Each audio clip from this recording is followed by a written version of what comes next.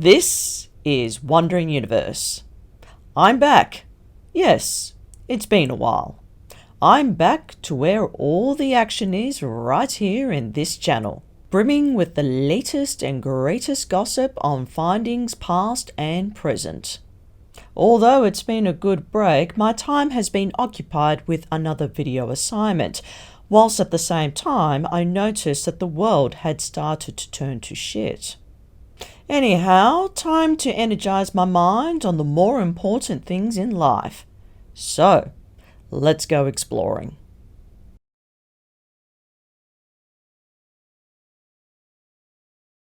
Hello and welcome. Yes, I'm back for another riveting video. Today, I'm going somewhere on another part of this planet, somewhere different and somewhere exotic, somewhere where a place that's less traveled, let's put it that way. Alright, now this is something different from Google Earth, I've noticed, and I've decided to add these lovely, as you can see, compass features. So as you can see, there's the Tropic of Cancer, Tropic of Capricorn, the Arctic Circle, and it tells you how many degrees you are west, south, and north. Now, so this will be a helpful tool for my future videos when I approach Google Earth, and it gives you a map of where these ancient ruins are. Alright, so I'm going to spin this ball around. Nope, we're not going to Africa today. Nope. Where we are going back to India. Just a little bit of trivia. This is the equator. There's the Tropic of Capricorn. Tropic of Capricorn is where Queensland is situated, or where the Northern Territory is closest to, and the Tropic of Cancer lies where India is current. So we're going to go in, so I'm just going to go in here for you, so as you can see, just so you get an idea how this is all laid out when you're using this navigation tool. So here's the equator. Obviously it doesn't show the celestial equator, but I could implement that later on. That could take some time. So I'm going to go in now. So I'm going to go in. So here's the equator. As you can see, there's a lot of underwater ruins and submerged land masses, as you can see right here. That is an underwater fault line caused by movement of tectonic plates. Now, as you can see, this part, the Bay of Bengal, has a tectonic plate that is linked with Indonesia, Australia, and also this part of the Arabian Sea. So they're all meshed, entwined together, these tectonic plates. So it is likely that that gets a lot of earthquakes and tremors in India, vast parts of the country. All right, so we're going to go in.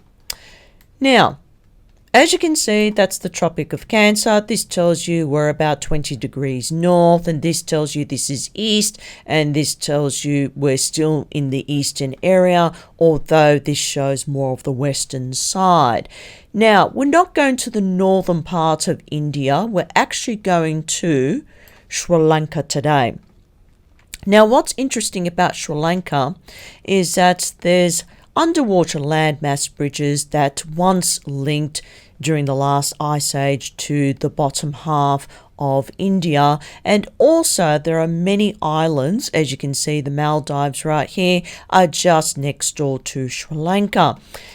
I heard that's a nice holiday resort down in the Maldives. So this is where we are, as you can see. And we're going to explore an ancient ruin situated in Sri Lanka. I've taken away the grid lines for now, just a little bit distracting because I want to actually show you the actual ruin. All right, so we're going to go in. Let's have a look. Okay, so this is Sri Lanka. Now, I'm going to type in this particular ruin. All right, so here we are. I've typed in Sigiriya Rock, Sri Lanka. So now we're going to move in. So I'll just press enter and we're going to move in.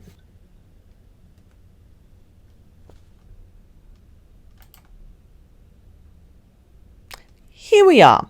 This is where we are at. And this is what it looks like from the satellite view. There's some information on the side there that you can ponder at your own leisure, but I'll just take this away for a moment. And as you can see, I'll just go a little bit zoom out a little bit. Okay. So it's just one giant vertical rock boulder out in the middle of nowhere, surrounded by a vast of jungle terrain and mountain terrain nearby. This rock is neatly situated near a lake right here, and there's a few other lakes nearby, including this one over here. So it's more likely that there is a vein or several, I call it river veins, that flow alongside this rock boulder, including this one. This one's an interesting one too, but I'll talk about it later in the video. Have a look at its layout. As you can see, that you only see a partial rectangle area surrounding this rock. I believe it is an actual rectangle area. They just haven't managed to excavate or remove more of this vegetation to show its true layout. It would have been some kind of grid system, some kind of jigsaw puzzle style grid system that was used back then. And as you can see, there's an airport nearby for visitors and tourists alike to drop by and have a visit to this rock. I'm going to go right in, just so you have a closer look. Okay, so as you can see, this area surrounding this rock is larger. They need to do more work in this area. I think there's more ruins surrounding this rock other than what you see here. These are the terrace gardens. This is the pathway that leads to the bottom gate. And around the rock, they've got they've installed man-made steel steps, but originally there were no stone steps that led to the plateau. So how was this rock built? Well, let's take a closer look. How did someone or whoever manage to build some kind of monument, some kind of ruin, a very systematic engineered ruin on top of a very high vertical rock column? How do they possibly do that? Well, I'll give you a clue. The last ice age. Figure that one out yourself. As you can see, these are the terrace gardens, and there is a very sophisticated aqueduct system that supplies water all the way to this very rock pool. And I'll show you, give you a better glimpse here. Right there. This rock pool never dries up. Even in the extremely hot summers, this rock pool is always filled with water. It is absolutely an amazing engineering right there for you. That was done thousands upon thousands of years ago. Enough of my waffling. Let's have a good view of this lovely rock. I'll just go out a little bit so you can have a good view of it and its surrounds, so you can have an idea what it used to look like back then. Okay, so I'll just go in a little bit. I'll go in a little bit actually so you can see the rock better. Yep, go in a little bit. Alright, so you can go in a little bit. I'll move it right here. And now I'll turn it around.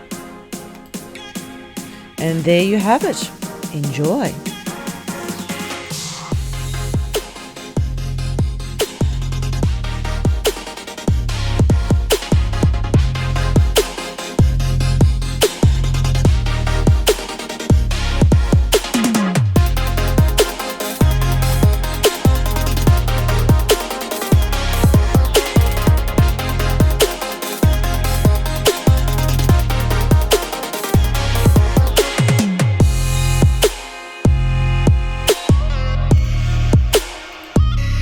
Alright, so there you have it. That's what it looks like from the satellite image. What I'll do, I'll turn it around so you can get a better view of it. What I'll do, I'll go in a little bit. That way you get some idea what it looks like. So that's what it looks like at this angle. And what I'll do, I'll move it this way. And that's what it looks like from above. So what I'll do, I'll move it back to how it was.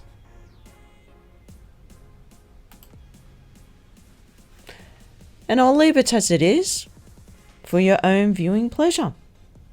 Enjoy.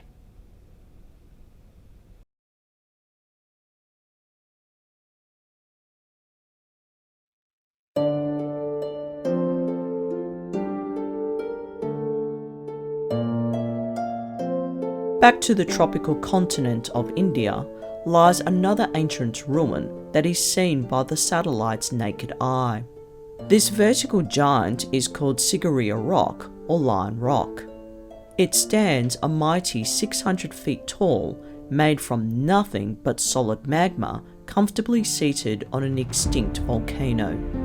This giant beast of a ruin is an astonishing sight, posted out in the middle of a tropical forest, sharing its mystic fascination with the nearby mountains.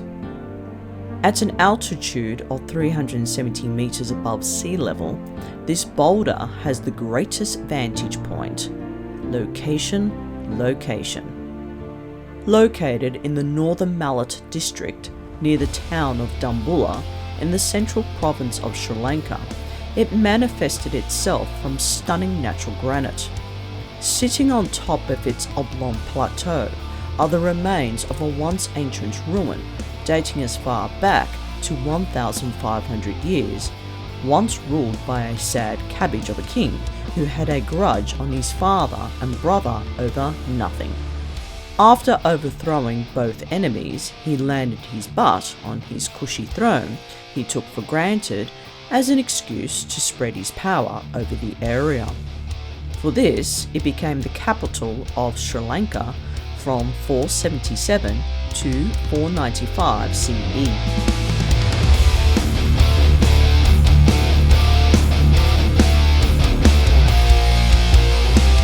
This ginormous boulder's weight is supported by huge chunks of bedrock buried several hundred meters deep. On top of the plateau shines an eye-catching ancient ruin that, give or take, may have been the residential palace fit for a king. But, noticed I used the word but? It's unlikely it was built intentionally for a king. Aside from its backstory, let's take a look at its distinguished architecture.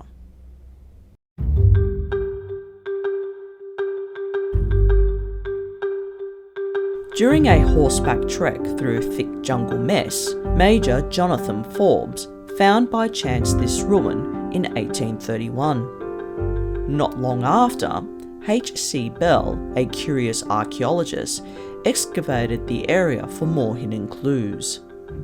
When word of mouth spread like a celebrity drug bust story, another curious British explorer in 1907, John Still, put together a publicity campaign to garner tourism into the area. Prior to white man's thirst for land conquest, the Ceylonese King Kashyapa I constructed a palace that served as a defense mechanism that paraded the illusion of power.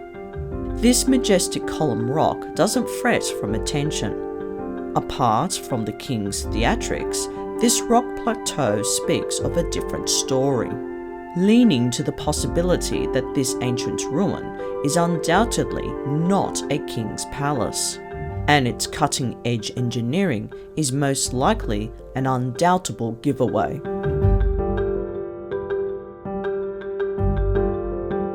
Here's an intriguing video complete with its views of its manicured gardens, a large rock pool made from solid granite that features spiralling stone staircases curved with brick-laid walls finished with a polished marble.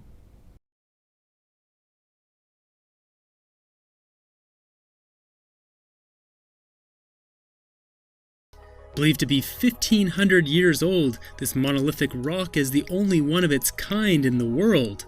It wasn't until 1982 when archaeologists started to uncover this ancient city and bring it back to its former glory.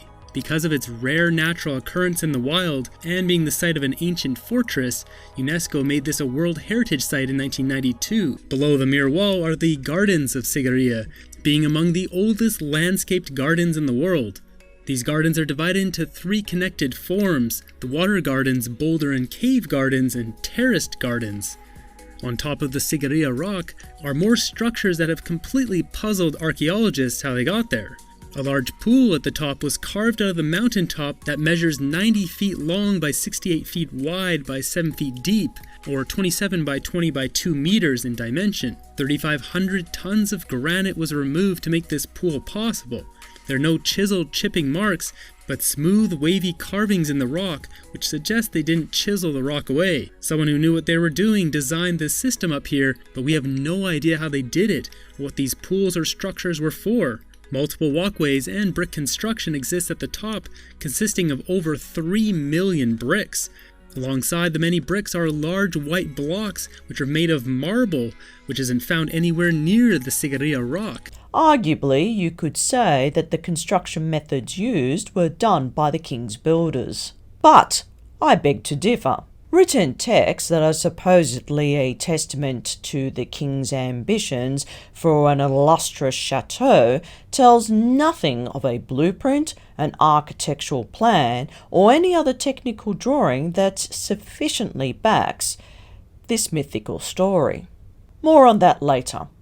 Let's take a look at this ruin's graceful features. From a distance, Sigiriya rock looks like any other ordinary rock boulder sprung out of nowhere. But as you walk through the exquisite gardens, this hunk of a boulder, along with its buxton figure, covers an area of 90 hectares with exotic plants that exudes an air of tranquility. Along with frescoes, graffiti, and green landscaped gardens, it comes with an impressive complex hydraulic irrigation system, waterways, canals, channels, ponds, cisterns, and an aqueduct system. This advanced technological system manages to keep the pool filled all year round, even during extreme dry and hot summers that help the king to keep up with his fluids. Urbanization is no new invention. It dates back to the early Ubad civilization. The inclusion of neighbouring hamlets linked their roads and footpaths to encompass an urban city as their primary town centre. With this in mind, the Ubad people were the first that came up with the concept of an elite high society way before the Ceylonese tribe formed one. They settled amongst the royal residence enclosed with stone fortresses that housed 5 gates and measured 3 kilometres wide and 1 kilometre long. Its awe-inspiring architecture endorses the humble terrace gardens with decorated pavilions, limestone fountains, octagonal pool, and an underground conduit network linking the numerous pools to a lake. Archaeologists believe these lavish gardens are the oldest surviving on Earth. Even though the story of the Babylonian Hanging Gardens was voted most popular garden for its time, it's unlikely it didn't make first rank. Then again, the terrace gardens at the Faroe Islands could have derived from a much earlier period than from Sri Lanka. This next video questions the veracity of its human handiwork that contradicts tool markings etched along the side of the large rock pool. That really baffles me. It is the granite. Look at this large water tank. If you ignore the bricks and marble blocks around it, you understand that this is the largest monolithic tank in the world. It has not been built by adding stone blocks. It has been created by removing granite, by scooping out tons and tons of granite from solid rock. And exactly how many tons of rocks have been removed? This entire tank is 90 feet long and 68 feet wide and is about 7 feet deep. This means at least 3,500 tons of granite have been removed. There is something fundamentally wrong with mainstream history books which talk about ancient people cutting rocks with chisels and hammers. But this is not just a theory. We have actual evidence in front of our eyes. Look here, we don't see individual chisel marks. We see long, snake-like, winding tool marks which are continuous. This is not how primitive chiseling and wedge marks look. This tool mark reminds us of scooping ice cream out of a container. Ancient builders must have used a similar technology to scoop out granite like ice cream. And this tank has some strange properties. It does not need any human interference. No one is adding water to it or draining water out of this tank. A remarkable piece of technology such as that only comes round once in a lifetime. Highly impossible for a developing human mind to configure such a technical result. Even this giant rock wall is a real eye candy in the sunlight. I mean, how is it possible for human intervention to build such a renowned structure without ladders, scaffolding, cranes, or even weights and pulleys to get it all up there? Long ago, this long thick wall once shone the brightness of the sun reflected off its polished mirror. Archaeologists are still baffled over this impossibility. Assuming the myth was correct, this wall was covered in white plaster, then later polished to a white marble gloss finish. Interestingly, this wall faces the east, possibly to generate electricity harnessed from the sun. Cove around the boulder are several brick-lined staircases leading up to a small plateau off the face of the rock wall. It is uncertain whether actual staircases were built for beings to clamber up to the top. Yet, due to financial pressure to suck more for its tourist dollar, man-made steel staircases were installed for tourists to climb up to the summit. The brick walls demonstrate the maker of a highly efficient builder. Unlike the sloppy, at times unsteady human hand, these evenly spaced bricks have well-refined dimensions that shaped a chain-stitched pattern without the use of mortar. If you look closely at the stone staircases, the edge shows a smooth, straight cut. These steps are made from granite, with the edges cut to a precise straight line and right angles on all sides. These smooth surface steps form the winding paths that lead up to the plateau, displaying an architectural brilliance in parallel to the pyramids in Mexico and Guatemala. Back to Prava Mohan sharing his skepticism over the brickwork detail other than how the bricks were transported from the ground up, but rather on the rock itself. But here is another puzzling notion. Where on earth did they get the marble from, and how on earth did they manage to haul it all the way up to the top? How did ancient builders manage to move all these bricks to the top of the rock?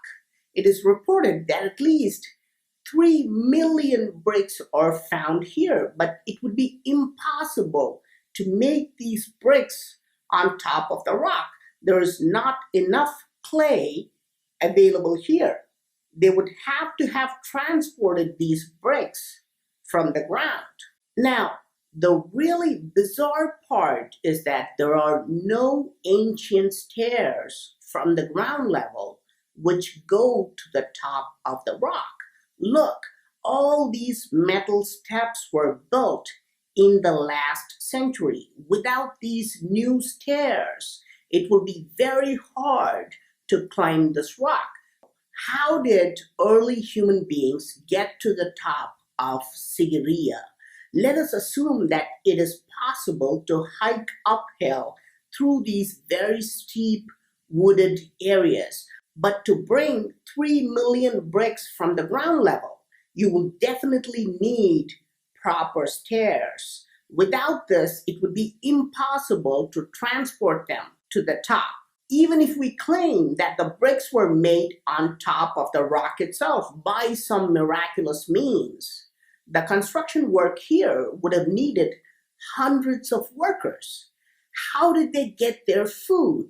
Look around, there are no fruit bearing trees or crops growing here to feed anyone. And what about tools? How did they carry their massive primitive tools? Where did they rest and sleep? It took me some time to put my finger on this next feature. Get this. These whingers of archaeology assume, notice I use the word assume, that these feet are actually lion's paws. It just didn't strike me that well until it suddenly occurred to me that these feet are actually not what they thought might have been.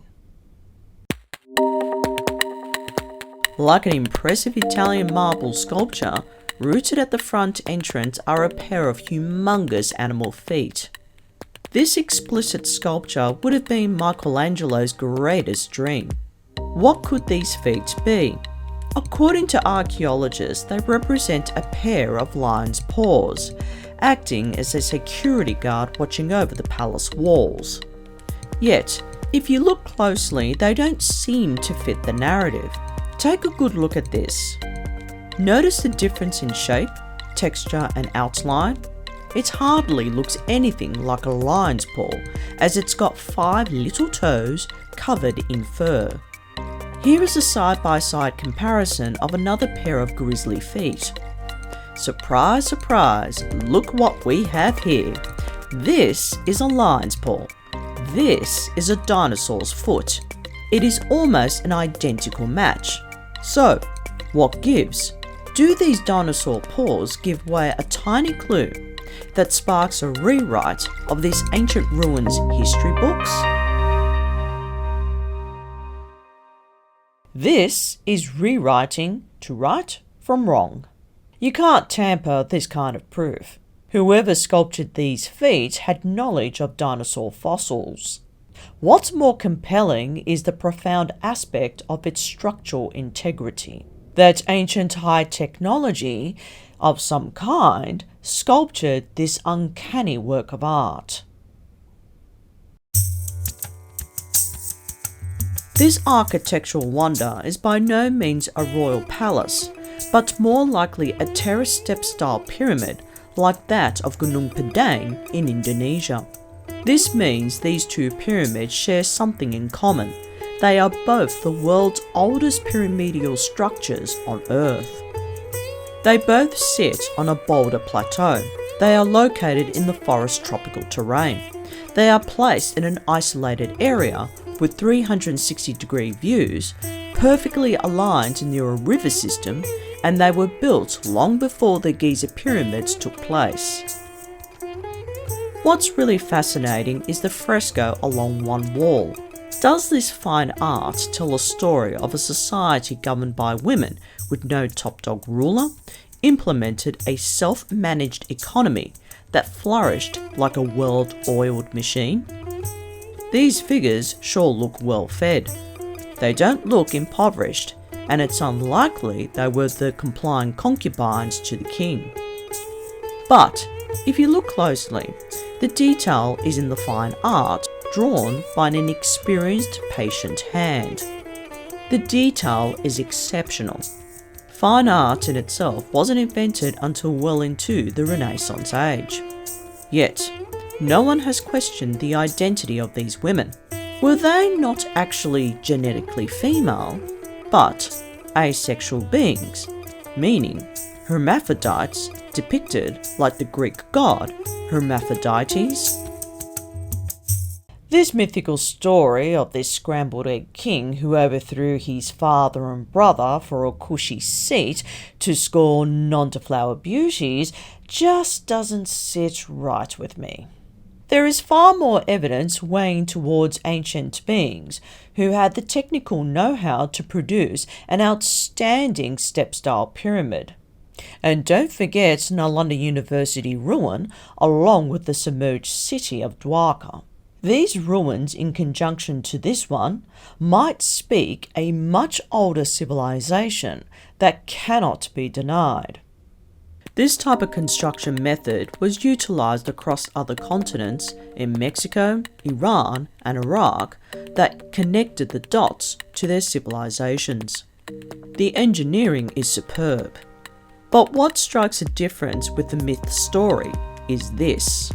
Notice on the thrones, there is a square hole drilled into the hard ground.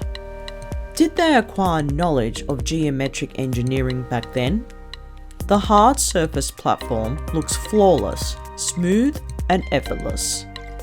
The straight lines are angled precisely on each side. This throne is made from concrete, was undoubtedly not suited for a king. It was for some other purpose, and those 3 square holes poked through the hard ground was not done by the king's men. It was done by someone who had knowledge of drilling techniques long before we discovered the wheel. And before I go, I found an odd-shaped mountain standing motionless like a silent beaver lurking in the woods. Take a closer look. There is a pyramid mountain just sitting pretty across from the rock boulder, possibly less than a kilometre away. What is this mountain covering up? Was there an actual pyramid covered underneath the thick layer of forest vegetation? But, as always, no one is going to make the big leap forward to crack this case wide open. For now, we'll just take it lying down until someone with an ambition for a new find to come along and strip aside the thick undergrowth to reveal a surprising bonanza that will make someone's day very special. So, what story does this odd-looking mountain can say about its subdued time on Earth? Surely it can share its silent history with us, as the eyewitness to Sigiriya Rock's marvellous conception. But mountains don't speak. Unfortunately, no archaeologist will acknowledge this theory, as its presence will remain an undeserved tribute to its neighbouring boulder. Oh well. That's archaeology for you. Tragically, in 495 CE, the entire rock-top complex was left to rot soon after the king's death. Shortly thereafter, a quiet group of Buddhist monks made their humble abode on the towering step pyramid ruin, gratefully giving it a full makeover with a little elbow grease and turned it into a peaceful garden monastery. For the time being, life for the monks was heaven, yet their time on the settlement was short-lived, and moved their meditation quarters to a new location soon after the 14th century. This lone boulder held up its crown of opulence, honoured by its prestigious architecture. But soon matters would turn for the worse, as the brothers' blood feud over their rightful heir to this jewel of the land continued to spiral downward that escalated into war.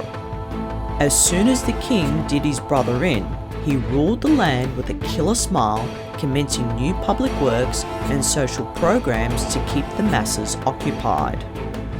Whilst he occupied his time through commissioning a new building project on top of the humungous rock, some of his people thought he was stark raving mad, making the task incredibly impossible to haul hundreds of tons of brick, marble, granite and stone blocks up the vertical column from ground zero that almost left the labourers chronically fatigued.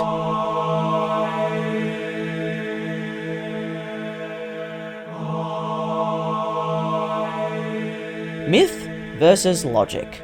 There is obviously a scientific explanation to Sigiriya's step-style pyramid formation. Yet no construction tools, equipment, and not even a mention of a blueprint ever found anywhere on this site. So what's going on? Was this king suffering from a form of psychotic delusion? Or did he simply colonize the rock and called it his own? Either way, someone is not telling the whole truth and nothing but the truth. That this ancient ruin was the product of ancient beings who settled upon the vertical rock with knowledge of extinct vertebrate reptile creatures long before paleontology was born. More so, they brought over their own high technology to engineer a systematic calculation of water conduction surveyed by their own instruments. That this ancient ruin is far more than a royal residence that was not suited for a king.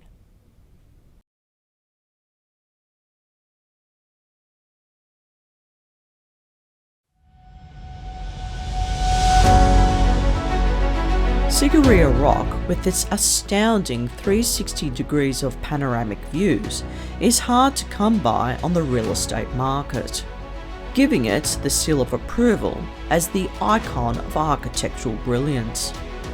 Its crafted design is paramount, sharing a geometric likeness from its material form to the Teotihuacan pyramids, Zagat of Ur, Nalanda University ruin, and the triumph of them all, Gunung Padang. Is it possible this highly advanced building design has a distinguished association to Gunung Padang and Teotihuacan pyramids? If so, then this unique step-style pyramid process would have been a builder's model before it was given the seal of approval for engineers and developers to express their architectural achievement across celestial continents. Nevertheless, this charming rock oasis isn't shy of its technological expertise, its well-defined proportions glowing in the sunlight throughout the year. A feat of geometric engineering that is hard to come by in our modern world. But the question still remains after exploring its rocky cove. Was it us or someone else that built it? The only giveaway to answer this undeniable mystery is the sculptured feet at the head of the entrance. Did the archaeologists make an error in their judgment? Or did they conveniently blindside themselves from stating the obvious? Someday, somehow, and in some way, we'll eventually seek the answers we've been longing to find hidden in the shadows of this ancient beauty. In essence, Sigiriya Rock and its long-ago pyramid reminds us of a divine existence the ancients once lived that harnessed a sustainable habitation without war, poverty, and slavery. If only we had a crystal ball and got a glimpse of our future, what would it look like? An ostentatious life like that of the ancient beings? Or a life as a Western wage slave that rewards us with material and psychological substances that keeps us delusionally happy? Either way, there is hope.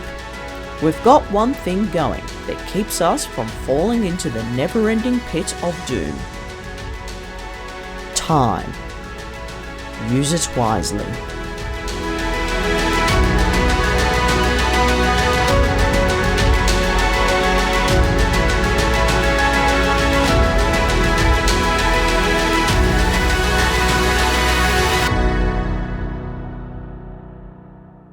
Thank you for watching this video. I hope you enjoyed it.